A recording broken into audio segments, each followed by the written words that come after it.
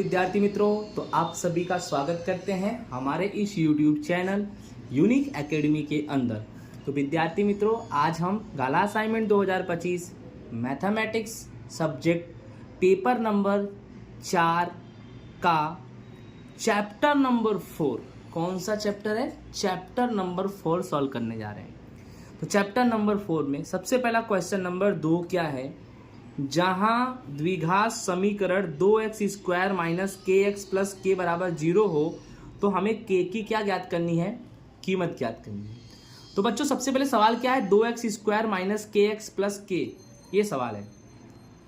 अब बच्चों आपको पता है द्विघात समीकरण का जो स्वरूप है ax² plus bx plus c बराबर 0 होता है जिसमें पहले a आता है, फिर b आता है, फिर c आता है। तो a पहले आया तो a कितना हो गया? 2। फिर b एक k है और k के आगे माइनस है तो माइनस k, और फिर c आता है, c कितना है तुम्हारा k, यानी a तुम्हारा 2, b माइनस k और c k। ओके अब d बराबर क्या लेंगे? 0। अब d का सूत्र क्या होगा? b² माइनस 4ac बराबर 0। अब b² तो b कितना है? माइनस k, तो माइनस k का स्क्वायर माइनस 4, a कितना है? 2 और c कितना है बच्चों? k बराबर 0। तो माइनस के का स्क्वायर प्लस के का स्क्वायर हो गया, माइनस 4 दूनी 8, 8 का गुणा के में करेंगे तो 8 के, यानी के स्क्वायर माइनस 8 के बराबर 0।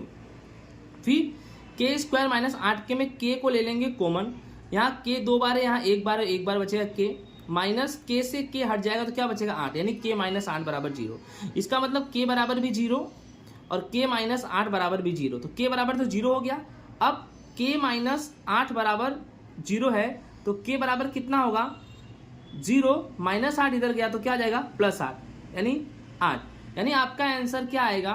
k बराबर 0 आएगा और k बराबर 8 आएगा। यानी ऑप्शन नंबर जो डी है ना, 0 या 8, ये तुम्हारा क्या हो जाएगा बच्चों? आंसर हो जाएगा। क्या हो जाएगा ये?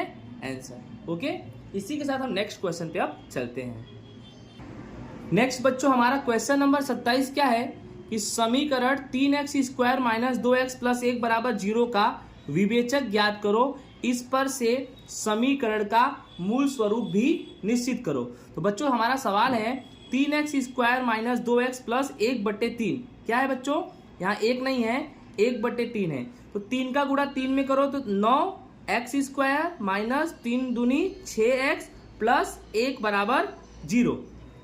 फिर ax² plus bx plus c बराबर क्या मानेंगे? 0। और इसमें देखो a बराबर लेंगे 9 और b बराबर लेंगे 6 के आगे माइनस है तो माइनस 6, और c बराबर क्या लेंगे हम? 1। a बराबर 9, b बराबर माइनस 6 और c बराबर कितना लेंगे?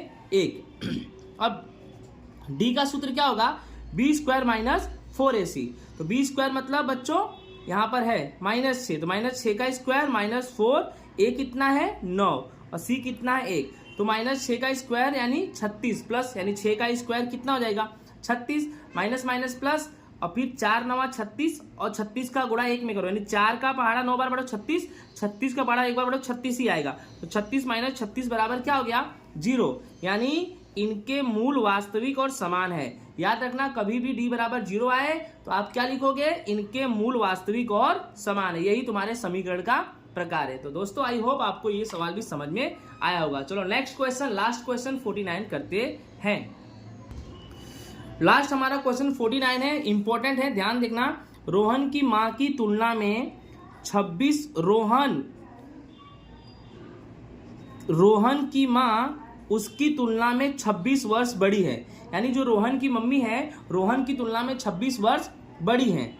आज से 3 वर्ष बाद उसकी उम्र, किसकी उम्र? यानी रोहन की भी उम्र और मम्मी की भी उम्र, उन दोनों संख्याओं का गुणाकार कितना है? 360। तो रोहन और उसकी मां का वर्तमान उम्र ज्ञात करो। सवाल को पहले समझो कि रोहन की जो मम्मी की उम्र है ना, रोहन की तुलना में 26 वर्ष क्या है? बड़ी है। बड़ी मतलब ज्यादा है। और आज से 3 वर्ष बाद उसकी उम्र, यानी किसकी उम्र? रोहन और रोहन की मम्मी का उम्र। ध्यान से सवाल को समझो। पहले तो माना कि रोहन का वर्तमान उम्र कितना? x वर्ष, और उसकी माता उससे कितनी बड़ी है? 26 साल बड़ी है, तो x प्लस 26 वर्ष। फिर 3 वर्ष बाद रोहन का उम्र कितना होगा? तो रोहन का है x, 3 वर्ष बाद यानी x प्लस 3। अब 3 वर्ष बाद रोहन की माँ का उम्र कितना होगा? तो रोहन की माँ का उम्र x प्लस 26 है, तो 26 में 3 जोड़ देंगे तो x प्लस 29 आएगा। ठीक है, समझ में आ गया। फिर दोनों का गुणाकार कितना है 360। अब बताओ रोहन का कितना निकला x प्लस 3, फिर मम्मी जी का इनके कितना निकला x प्लस 29, बराबर में क्या लेंगे 360। अब क्या करना है आपको, ध्यान दो, पहले तो x का गुणा इस कोष्टक में कर दो। देखो x का गुणा x प्लस 29 में करेंगे, प्लस 3 का भी गुणा इस कोष्टक में कर दो, बराबर 360। अब ध्यान देना, x का गुणा x में करेंगे x स्क्वायर, प्लस x का गुणा 29 में करेंगे 29x, ठीक है। फिर प्लस 3 का गुणा x में करेंगे 3x, प्लस 3 का गुणा 29 में करेंगे 87, बराबर 360। अब क्या करेंगे, x स्क्वायर 29 और 3 जोड़ो तो 32x आएगा, प्लस 87 बराबर 360। अब x square plus 32x plus 87 और प्लस 360 इधर आएगा तो माइनस 360 बराबर 0। फिर x square plus 32x plus minus minus 360 में 87 घटाएंगे 273 और बड़ी संख्या 360 है, उसका चिन्ह क्या है माइनस।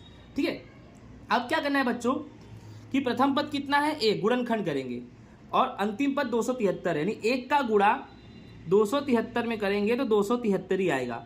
अब 273 का ऐसा खंड करो कि जोड़ने घटाने पर कितना आए, बीच वाला यानी 32, तो 273 का लसाअ पर ले लो, 3 से कटेगा 3 9 27, 3 1 कम 3, फिर ये 7 से कटेगा 13 7 91, फिर 13 से कटेगा 13 1 कम 13।